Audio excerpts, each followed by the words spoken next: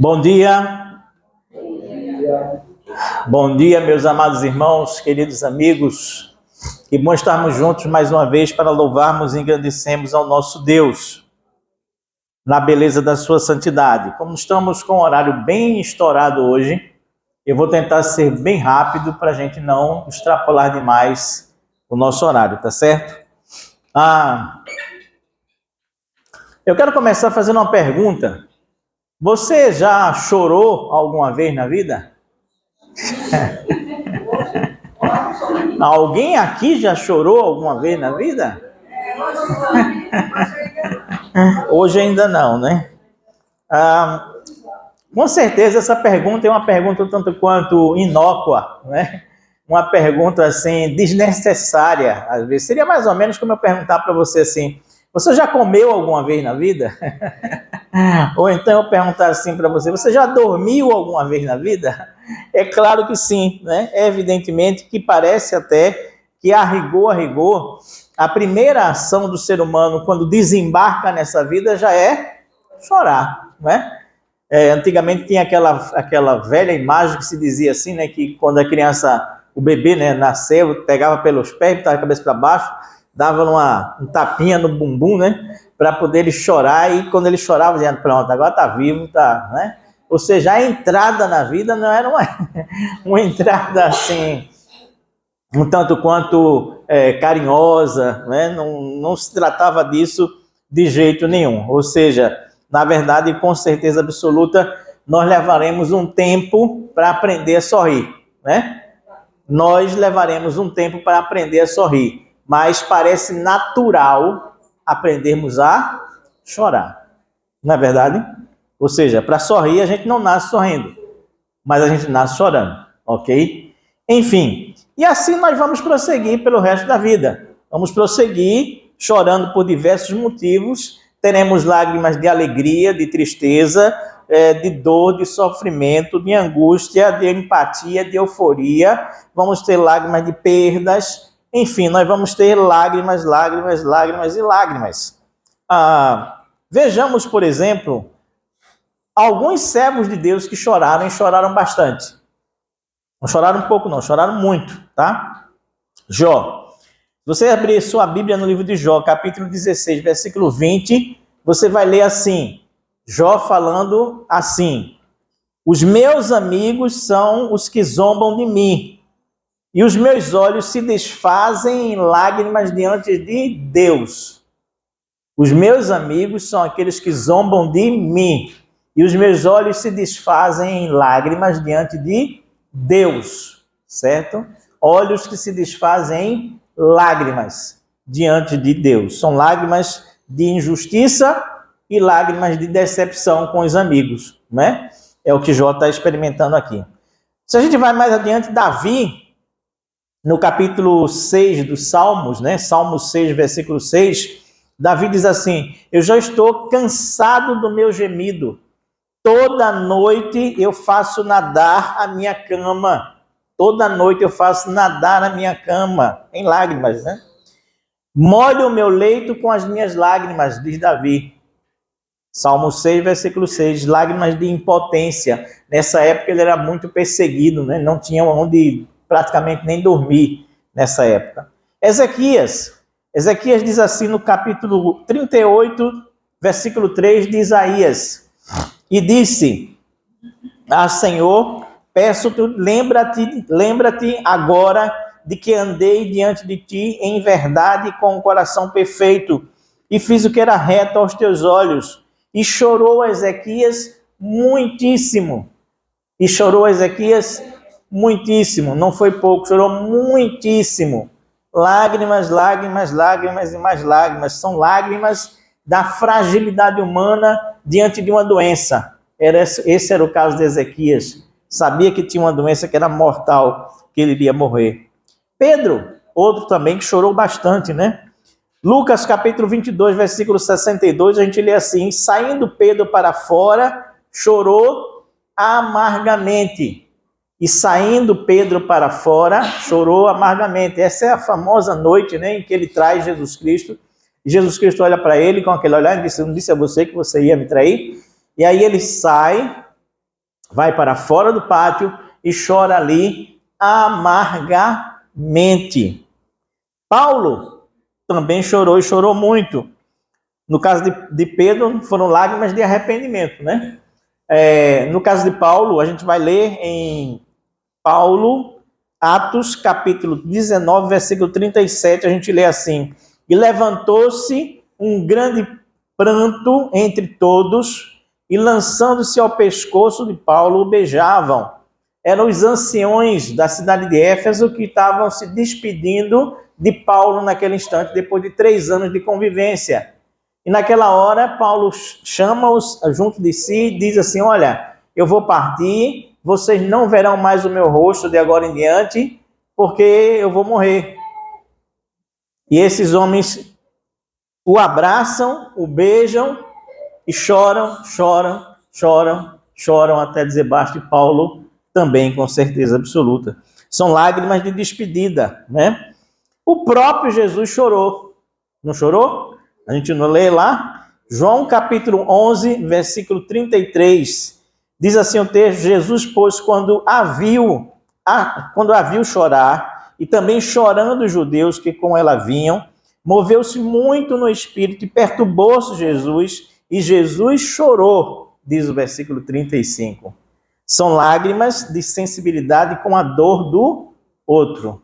Com a dor do outro. E também um último exemplo que eu gostaria de trazer aqui para a gente hoje é da chamada mulher pecadora. Aquela mulher que, enquanto Jesus está na casa do fariseu, ela começa a lavar, a molhar os pés dela os pés de Jesus com as suas lágrimas e a enxugar com os seus cabelos. Lucas capítulo 7, versículo 38, a gente lê assim: e estando por detrás aos pés dele, chorando, começou a regar os seus pés com lágrimas e os enxugava com os cabelos da sua cabeça, e beijava os seus pés e os ungiam com unguento. Lágrimas de amor e de cuidado. Lágrimas de amor e de cuidado. Diversos tipos de lágrimas nós vimos aqui, não vimos? Lágrimas de injustiça e decepção, lágrimas de impotência, lágrimas de doença, lágrimas de arrependimento, lágrimas de despedida, lágrimas de sensibilidade com a dor do outro, lágrimas de cuidado e de amor para com esse outro, lágrimas. Enfim, nós já choramos e vamos continuar chorando pela vida, pelos diversos motivos e razões que eu acabo de citar aqui para os irmãos. Mas lágrimas sempre me chamaram muita atenção, porque lágrimas são materialização de sentimentos. Você já percebeu isso? É na lágrima que o sentimento parece adquirir uma concretude, efetivamente. E a lágrima ela é fruto de um mecanismo extraordinário. Ela depende de glândulas lacrimais, de canais lacrimais, depende de carúncula, depende de saco lacrimal, depende de um monte de coisa que existe perto dos nossos olhos aqui, ao redor dos nossos olhos, para que a gente possa chorar. Mas a pergunta que eu quero fazer, efetivamente, hoje pela manhã, conforme os irmãos já receberam no nosso convite de ontem, é simplesmente a seguinte: a questão que eu quero levantar é a seguinte: qual é o valor de uma lágrima? E nós choramos, nós já vimos aqui que choramos. E chorar parece ser mais natural do que sorrir, a gente já também observou aqui nesse momento de introdução que nós estamos fazendo. Mas a pergunta é: qual é o valor de uma lágrima? O que o irmão diria como resposta para essa pergunta? Existe um texto bíblico que vai nos responder essa pergunta claramente. Esse valor nós vamos encontrar, sabe aonde? No livro de Apocalipse, no capítulo 7. Eu estou muito apocalíptico, não estou? Domingo passado eu falei aqui sobre a igreja de Laodiceia. Lá no capítulo 3 do Apocalipse, a gente estudou aqui que a gente não pode ser morno de jeito nenhum, né? De forma alguma. E hoje nós vamos adiantar um pouquinho, nós vamos para o capítulo 7 do livro de Apocalipse, versículo 9. Apocalipse 7, 9, que diz assim: depois destas coisas olhei, e eis aqui uma grande multidão, a qual ninguém podia contar, de todas as nações e tribos e povos e línguas, que estavam diante do trono e perante o Cordeiro, trajando vestes brancas, com palmas nas suas mãos, e clamavam com grande voz, dizendo: salvação ao nosso Deus, que está assentado no trono, e ao Cordeiro. E todos os anjos estavam ao redor do trono, e dos anciãos, e dos 4 animais, e prostraram-se diante do trono sobre os seus rostos, e adoraram a Deus, dizendo: amém! Louvor e glória, sabedoria e ações de graças, e honra, e poder, e força ao nosso Deus para todo sempre. Amém. E um dos anciãos me falou, dizendo: estes que estão vestidos com vestes brancas, quem são e de onde vêm? Quem são e de onde vêm? E eu disse-lhe: Senhor, tu sabes. E ele me disse: estes são os que vieram da grande tribulação e lavaram as suas vestes e as branquearam no sangue do Cordeiro. Por isso, estão diante do trono de Deus e o servem de dia e de noite no seu templo. E aquele que está sentado sobre o trono os cobrirá com a sua sombra. Nunca mais terão fome, nunca mais terão sede, nem sol, nem calor algum cairá sobre eles. Porque o Cordeiro que está no meio do trono os apacentará, e lhes servirá de guia para as fontes vivas das águas, e Deus limpará de seus olhos toda a lágrima. Amém? E Deus limpará de seus olhos toda a lágrima. Pai amado, Deus bendito, nós estamos buscando a Tua presença. Muito obrigado pelo Teu carinho, pela Tua graça. Muito obrigado por essa manhã de domingo em que estamos na Tua casa para louvar e engrandecer o Teu santo reino, dar sentido à nossa vida, refletir na Tua palavra, entender os Teus propósitos para o nosso viver, Pai, para a nossa existência. Que o Teu amor, que a Tua graça esteja sobre nós, que nós possamos sair daqui com a certeza de que tivemos um encontro contigo. Usa-me mais uma vez como servo Teu, para que eu possa não só aprender, mas transmitir a Tua palavra e a Tua vontade para toda a nossa congregação, Senhor. Que, Pai bendito e Deus eterno, Tu possas receber a minha gratidão pela honra de ministrar a Tua palavra mais uma vez, no nome de Jesus. Amém. Amém. Essa última frase desse texto aqui, que nós acabamos de ler, a frase que diz: e Deus limpará de seus olhos toda lágrima, é a frase que vai nos ajudar a responder a questão que eu levantei inicialmente, que foi: qual é o valor de uma lágrima? E a primeira resposta para essa questão é simplesmente a seguinte: o valor de uma lágrima está no fato de que Deus mesmo enxugará as lágrimas dos nossos olhos. Essa é a primeira resposta. O valor de uma lágrima está no fato de que Deus mesmo é quem irá enxugar ou limpar as lágrimas dos nossos olhos. Para entendermos melhor essa última frase, é preciso que a gente entenda toda a cena. Cadê o passador, né? É preciso que a gente entenda toda a cena, aquele branquinho lá, primeiro, mais simples dele.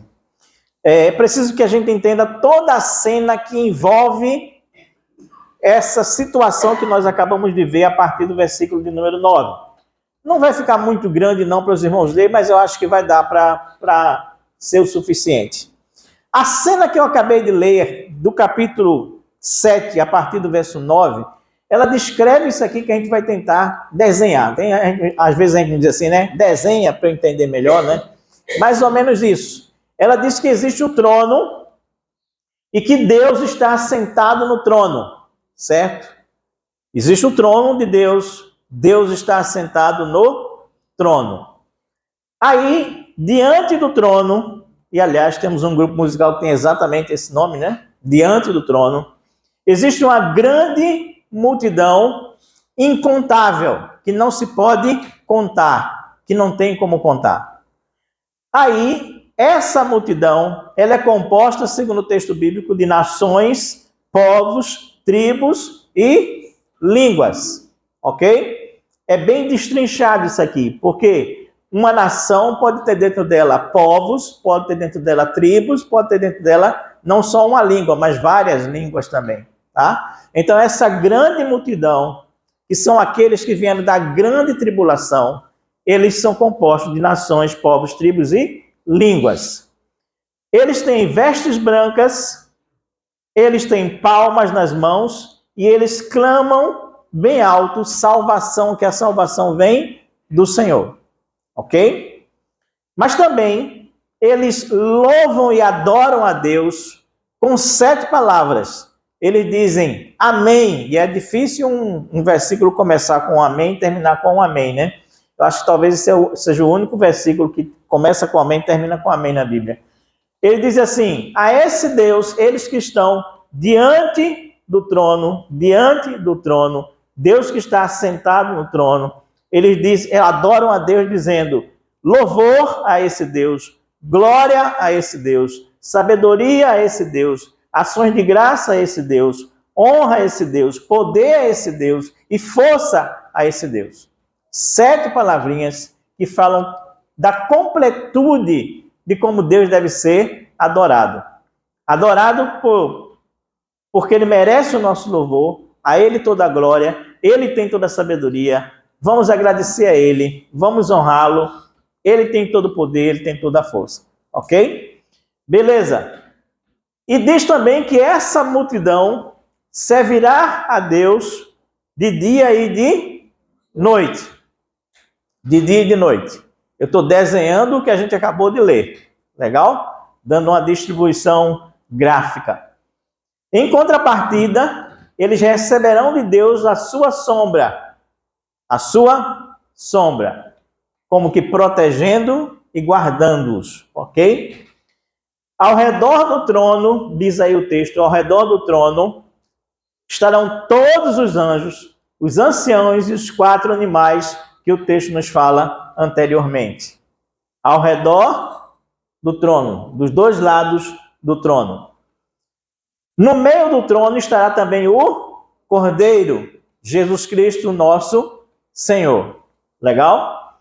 Ele, Jesus Cristo, nosso Senhor, os apacentará e guiará. Apacentará e guiará quem? A grande multidão que está aqui, certo? Ele vai apacentar e os guiar. Para onde? Para as fontes vivas de água. Para as fontes vivas de água. E esses aqui, portanto, nunca mais terão fome, sede, nem nunca mais reclamarão do calor do Nordeste e do sol do Nordeste. Oh, não tem Nordeste não, né? Ok. Do sol e do calor, ok? Desenhando aqui, dá para a gente começar a visualizar a cena melhor? Não é melhor? Né? Do que simplesmente a gente ler. Quando a gente lê, a gente não tem essa percepção tão clara assim, quanto aqui quando a gente desenha. Beleza? Até aqui? Entendido? Você percebe que, na verdade, tudo até aqui flui para esse centro. Converge para esse centro. A multidão que está diante do trono, os anjos, os anciões, também os animais que são descritos lá e tudo mais, tudo ali converge para o trono, certo? Mas, que coisa extraordinária. Segundo a Bíblia, a última frase diz o quê? Que Deus limpará dos seus olhos toda a lágrima. Enquanto está todo mundo aqui numa cena extraordinária, magnífica, fantástica, monumental, multidão incontável, louvor, honra, glória, ação de graça, poder, tudo para esse Deus. Deus está preocupado com o quê? com enxugar dos olhos toda lágrima. Você captou direitinho isso daí? Você entendeu direitinho isso daí? Enquanto está todo mundo, na verdade, assim, eufórico, gritando, louvando. Imagina, nós fomos arrebatados agora e estamos chegando no céu. O que a gente vai fazer? Louvor, um louvorzão só ali, né? Louvor, ação de graça, bênção, todo mundo eufórico, todo mundo querendo ver Deus, todo mundo ao lado de Deus, todo mundo ao redor de Deus, todo mundo vendo Deus sentado no trono. Ele está sentado no trono, preocupado em enxugar as nossas lágrimas. Aleluia.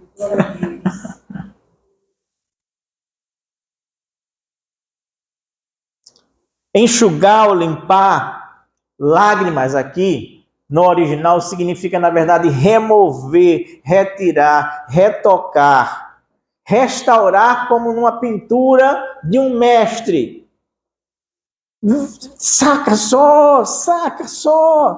Cada lágrima que escorreu do teu rosto, Deus vai estar tratando essa lágrima como se fosse, na verdade, a restauração de uma pintura caríssima, maravilhosa, fantástica, que se faz assim com todo zelo, com todo carinho, com todo cuidado.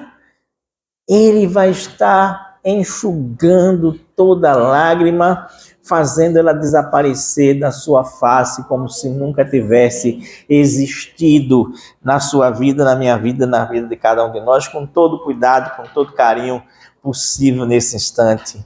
Você sabe por que Deus age assim? Porque Ele compreende perfeitamente qual é o valor de uma lágrima. Sabe por que Ele age assim? Porque Ele compreende perfeitamente qual é o valor de uma lágrima que você derrama, que eu derramo, que cada um de nós derrama. Vê que outra coisa extraordinária. Eu posso estar errado, mas até agora eu ainda não descobri. Se descobrirem, me avisem. Quem leu o Apocalipse aí, tá? Me parece que esse é o único trabalho que Deus vai fazer no céu.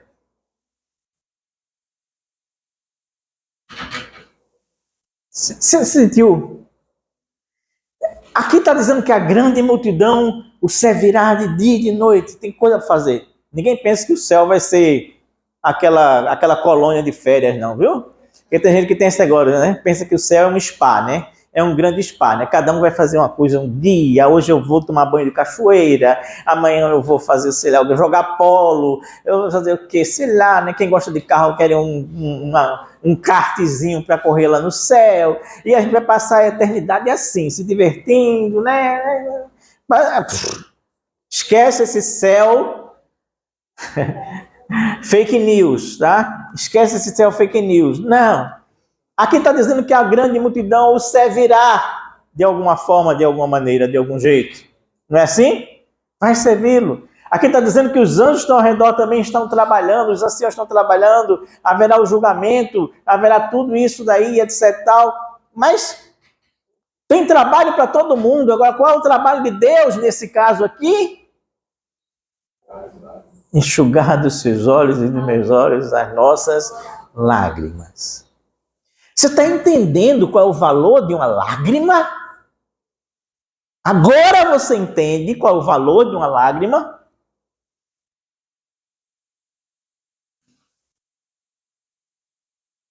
Talvez Deus esteja dizendo assim: esse povo, ele sofreu por mim. Esse povo, ele chorou por mim. Esse povo verteu muitas lágrimas por mim, por minha causa. É justo que agora a primeira coisa que eu faça é justamente enxugar dos olhos de cada um as suas lágrimas. É tirar aquele sofrimento do que eles passaram, receberam por minha causa. Primeira resposta, portanto, para a pergunta que eu levantei, né? Qual é o valor de uma lágrima? Esse valor está no fato de que Deus mesmo, não será outra pessoa. Poderia ser os anjos, poderia ser arcanjos, poderia ser não sei o quê, mas é Deus mesmo que limpará dos nossos olhos toda a lágrima. Segunda resposta. O valor de uma lágrima está no fato de que, além de Deus mesmo limpar as nossas lágrimas, o texto diz que Ele limpará toda a lágrima.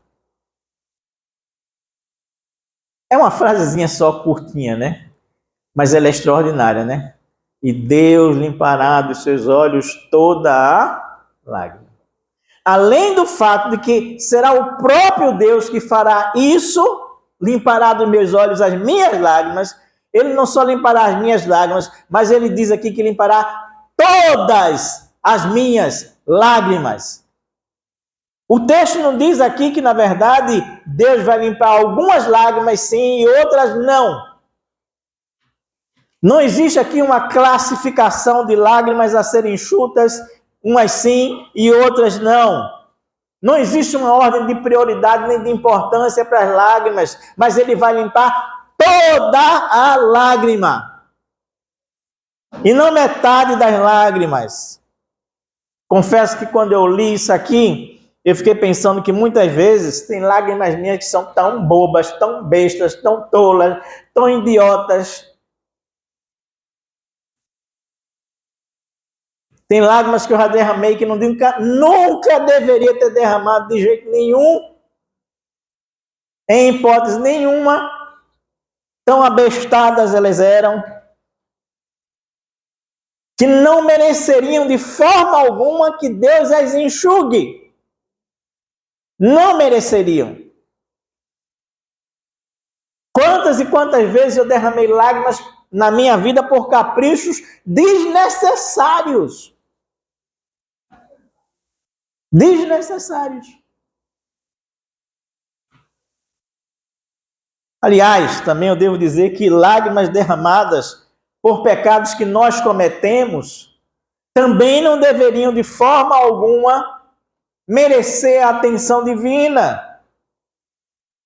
Deveriam continuar ali, como marcos espirituais, para me lembrar de que eu não devo fazer besteira. Mas o texto não diz isso. O texto diz que Deus limpará dos nossos olhos toda lágrima, inclusive as idiotas, as bestas, as pecaminosas. Ele vai limpar dos nossos olhos toda a lágrima, e não algumas lágrimas de nossas vidas.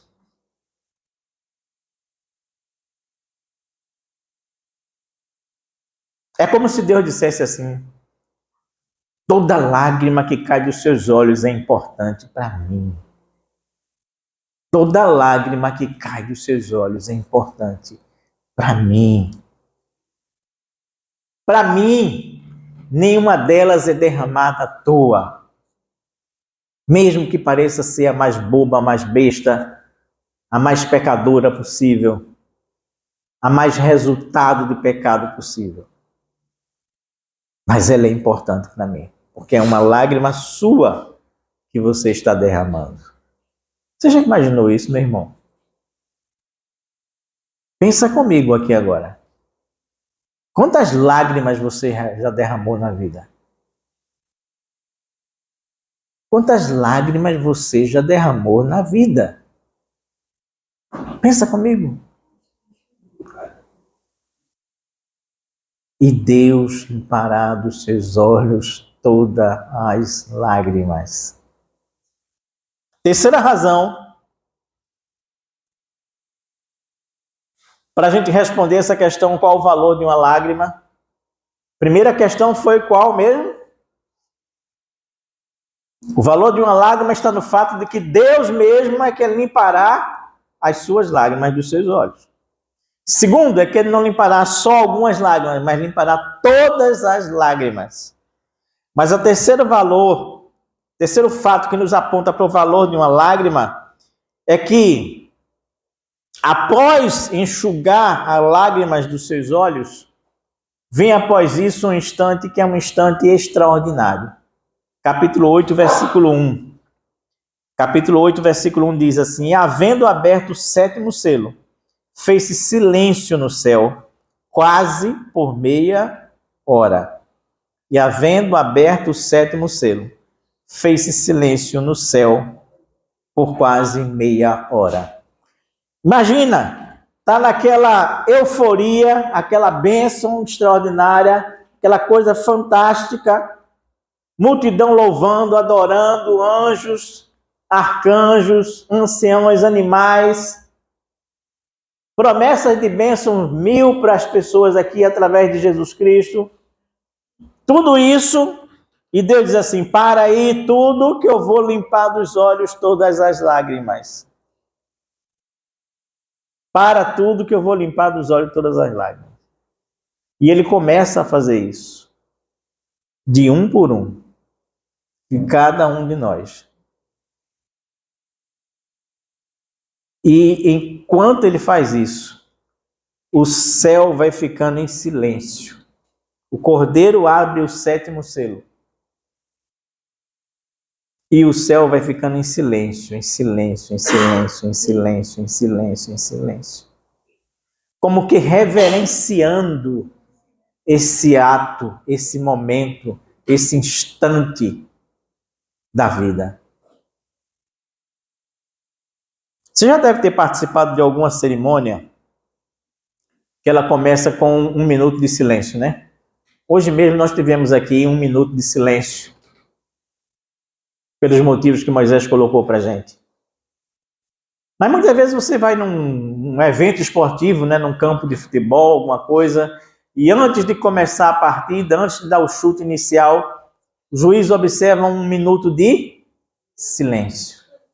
Esse minuto de silêncio, normalmente ele é feito para homenagear alguém, para homenagear alguma situação, para respeitar alguma tragédia que tenha acontecido, não é assim?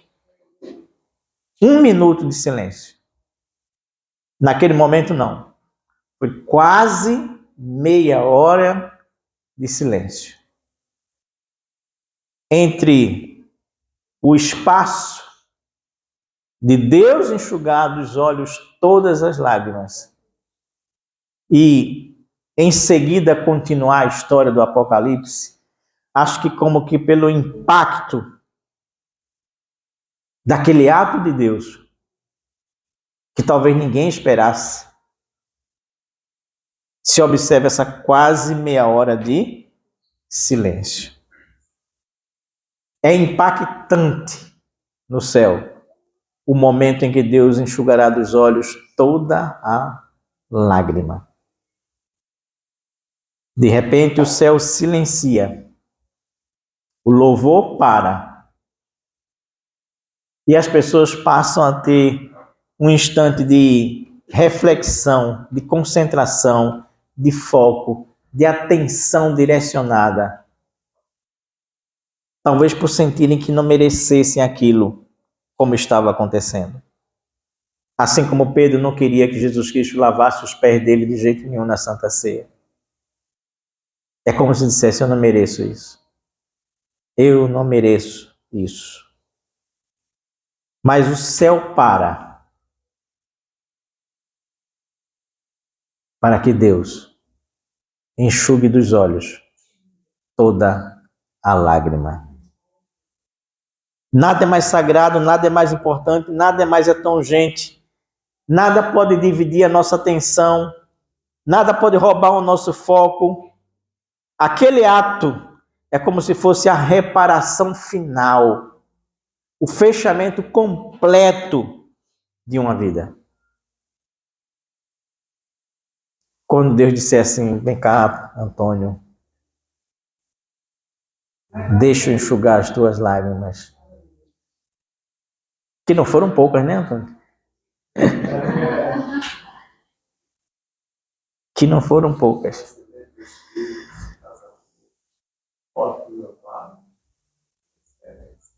Mas Deus enxugará dos teus olhos toda lágrima. Qual é o valor de uma lágrima? Eu quero concluir com uma leitura do Salmo 56, verso 8. Abra sua Bíblia no Salmo 56, verso 8. Salmo 56, verso 8 vai nos dar mais uma ideia da preciosidade das nossas lágrimas para o nosso Deus. Salmo 56, versículo 8 apenas.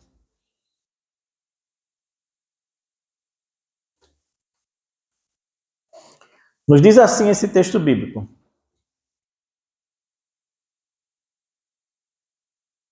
na versão que eu vou ler, diz assim: tu registras as minhas aflições. É Davi falando.